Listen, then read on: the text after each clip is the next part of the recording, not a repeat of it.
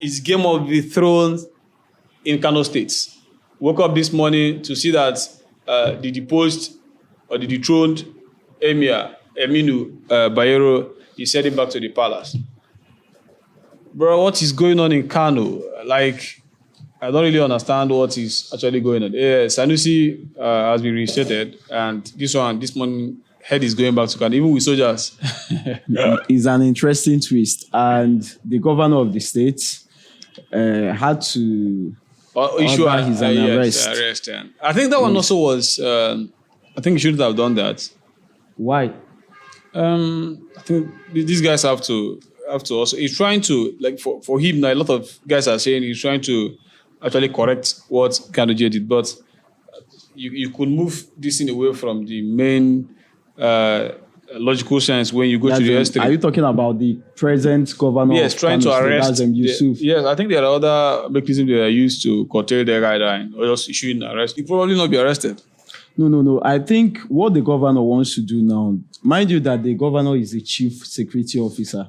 As Yusuf stands in Kano State, Yusuf is the chief security officer of the state. And anything that threatens the peace of Kano State, it's expected that the chief security officer has to do everything within his legal powers to stop it.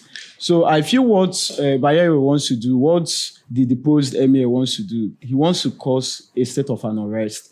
Because looking at what happened, you have been deposed and a new emir has been installed, which is Sanusi, Emir Sanusi.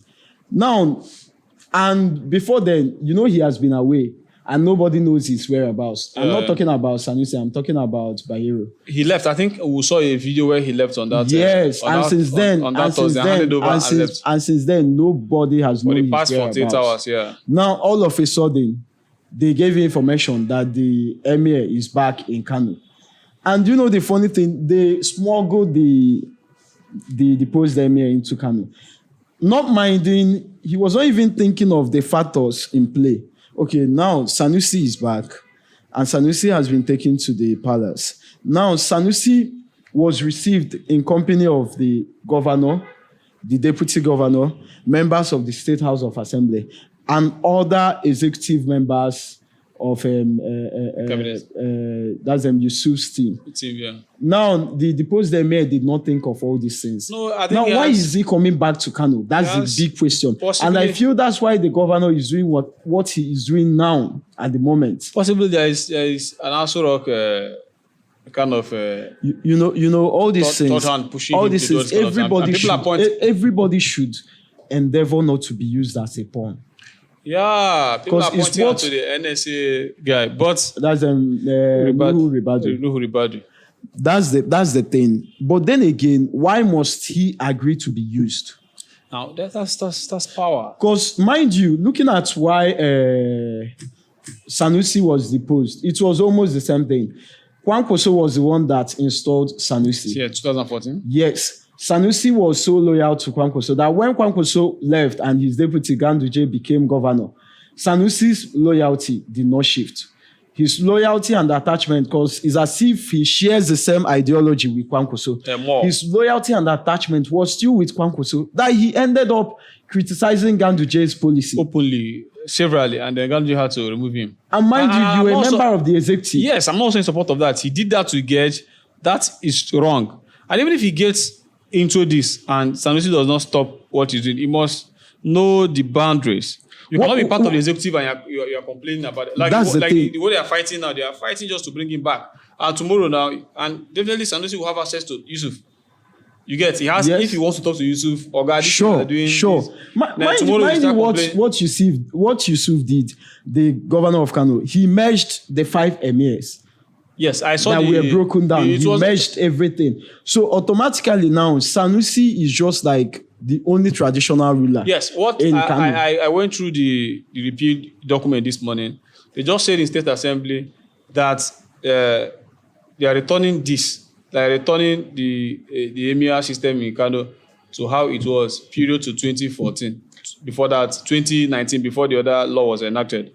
Now, they said all other traditional institutions that were existing before this law came in, has now been restored. Any other thing that was brought into power with this their new law has been dissolved. That's what they said. So they say every other person is still living. All traditional institutions, all their councils that were before has been restored. So Sanusi is coming back with his members and all those ones that have been there and other ones. Sanusi was not even aware of all these things. But one thing there don't is say it's not. How can you say it's no. He was not aware. Although State. it was part of the promises Kwankwaso and Yusuf made when they were campaigning. Yes, that they will restore. They promised to bring him back and then to unify all the emirs. Some people were of the thoughts that if they actually wanted to restore the glory of that, they should have done it without returning Sanusi. That you can remove the other one, repeal everything and retain... Bring a new person. No, or retain Aminu.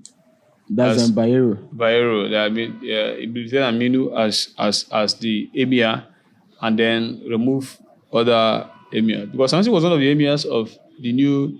No. I think Sanusi has what it takes to become emir more than Bayero. And mind you, Bayero was just functioning in one capacity. Now, because they divided into 5. Exactly. Then. But that one was the main one. Sanusi was the one in charge of, he was just the only traditional ruler then. Yes. Before this man split into 5. Before Ganduje split into 5. And even at that 5, Sanusi was removed and even banished to Nasarawa. Exactly. It was no more... it was Herbert Wigwe that made arrangements because Sanusi even acknowledged it himself. That moved into Lagos. Yes, his family, his wives, and the rest. He was the one that brought them to Lagos. Now, but the thing there is I just feel that Sanusi, there is something all these leaders need to understand. Number one is this. When you are in power for the people. Yes. Number 2 is this.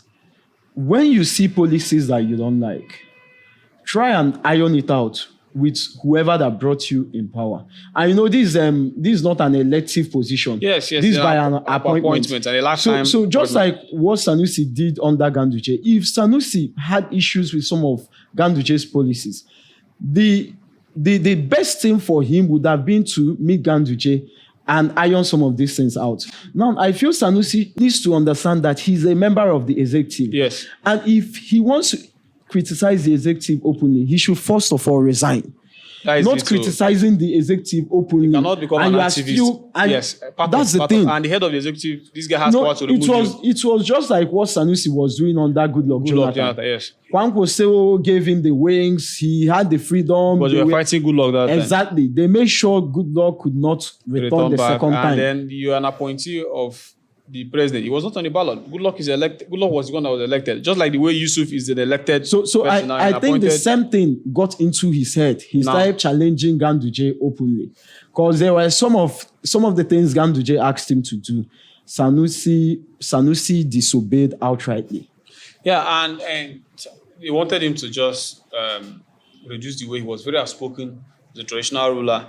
And even currently, a lot of people are still saying that if Sanusi is not careful, Sanusi is more liberal than any of the modern emirs we've seen in the north. Sanusi has a lot of ideologies that most of the average Muslim will not subscribe to.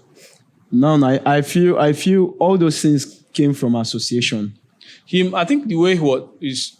I think we were discussing off the screen. I told you about the Mohammed bin Salman, the crown prince of Saudi Arabia. Yes. There are a lot of these guys springing up for a lot of trying to be liberal, trying to make the Muslims move forward. I think the guy in Saudi is saying that his own argument is that look at the way the West is.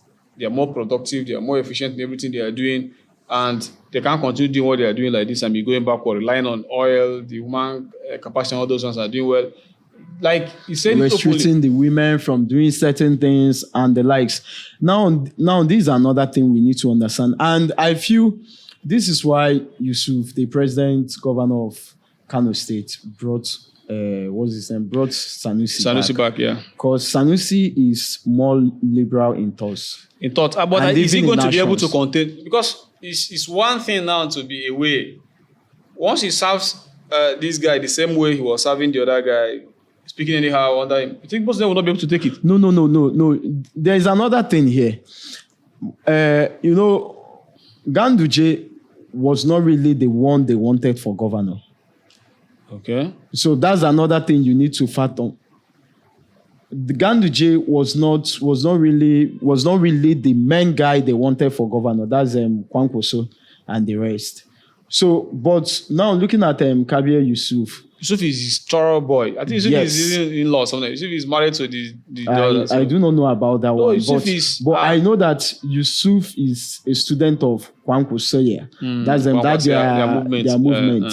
Now, and Sanusi shares almost the same ideology with Kwankwaso and even his followers. I think a lot of the elites in the north are with Sanusi. A lot of the elites in the north. You didn't watch his video when he landed at Aminu Kano. No, I didn't. They were there chanting his praises. You are the only one we worship. You are the only one we recognize. I think even this morning when I saw him driving to the palace, where they're moving him very early in the palace, there are a lot of, I think, I saw one report that even Salam and others were there. A lot of the elites did not see him like the shining star. You understand? The guy, what he says is the truth. But if we must put that side by side with the Islamic conservative guys, they will not buy into that. Because Sanusi is trying to tear down a lot of... Okay, there was something, a video will play itself. What brought all this problem? Where Ganduje was trying to get Chinese almost 2 billion rail line. And Sanusi was saying that you have school out of children. How can you go and borrow money and be doing rail? All these people are out of school. That is not the fault of the children that are out of school. There are no provisions for them. And these things are very annoying. So the Ganduje guy was announcing that they've gotten light rail and all those things. And Sanusi was like, what is this guy doing here? You understand?